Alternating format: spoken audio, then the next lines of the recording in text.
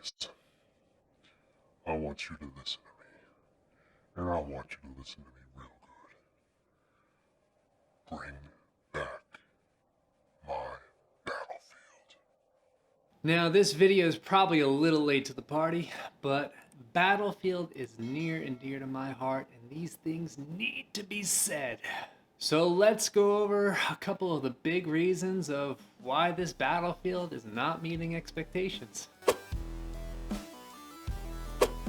128 players is just far too many. Initially, this got me hyped to have more people on the battlefield with tons of chaos and fun to be had. On paper it sounds good, but in play, not so much. Now to me, it was most noticeable on Breakthrough, where just the lines would kind of hold and you couldn't really push forward. Now this is hit or miss, because sometimes if you have a good developed squad, you can kind of push through, but it just still felt too chaotic. And the reason I bring this up is because recently they released a 64-player game mode, and it's awesome. Now, it didn't fix all the problems, but it definitely felt like Battlefield again. This was probably one of the most noticeable things once I started to really get into all the different maps and locations that Battlefield 2042 provide. And the best word I can describe it as is lifeless. There's a void going from place to place, even with the drop-in vehicle system, which I thought would have been amazing. I looked at those trailers and I was like blown away that you can do that, but it just leaves empty spaces with nothing to do in between. A few weeks before Battlefield 2042 launched, I fired up Battlefield 5, and I was actually kind of blown away by how immersed I was in the maps and just the atmosphere of the game. And in 2042, there's absolutely none of that. In this game, there's not a map that I look forward to or can't wait to play.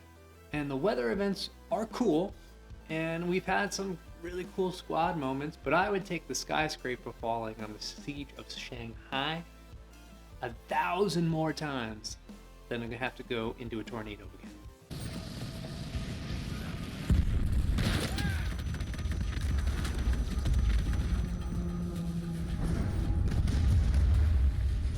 Now, let's rope in destruction in this conversation because, come on, DICE.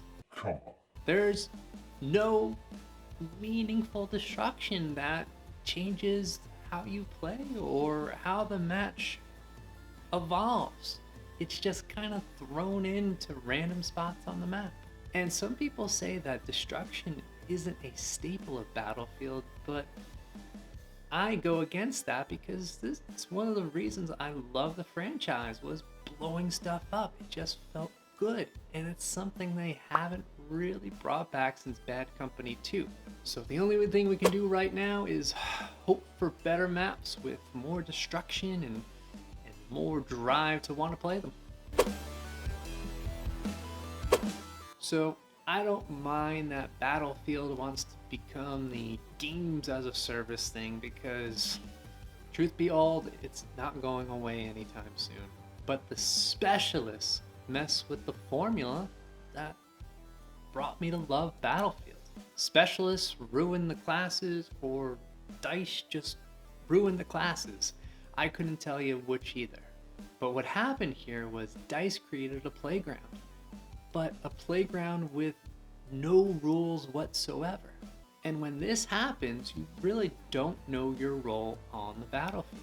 If you wanted to be on tank duty and destroy the battlefield and wipe out all the tanks, well, you couldn't on your own, but you could be the engineer class and blast your way to victory. But overall, what happens here when you dilute the classes is you take away from that core experience that veteran fans want. The legacy classes always made you feel like you were part of a squad that was making a difference on the battlefield. Now, these were my top 3 main points of why Battlefield 2042 hasn't met expectations for veteran fans. There's a Battlefield subreddit out there that has a ton of posts on problems with the games and how to make them better. And I read them every day, and I almost agree with all of them.